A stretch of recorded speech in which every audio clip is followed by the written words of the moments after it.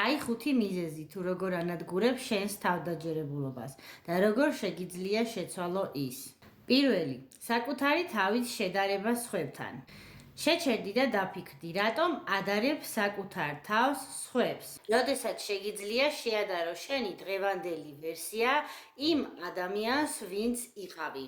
რეალური წინსვლა და წარმატებები ასე იწყება. მეორე, განკიცხვის შიში. უდიდეს ენერგიას ხარჯავენ ადამიანები იმაზე ფიქრში, თუ რას იფიქრებენ სხვები. და აქ უნდა იცოდე, რომ ყველას თავისი აზრი აქვს და ყველას ვერ მოაწონებ თავს. მთავარია შენ რას ფიქრობ თვითონ საკუთარ თავზე. ამის ნაცვლად ჯობია ფოკუსირდე საკუთარ განვითარებაზე. მესამე, წარსული შეცდომები. რატომ ახსენებ საკუთარ თავს მხოლოდ წარუმატებლობებს, როცა შეგიძლია გაიხსენო შენი გამარჯვებები და მიღწევები. შენ უკვე ბევრს მიაღწიე, არ დაგავიწყდეს ეს.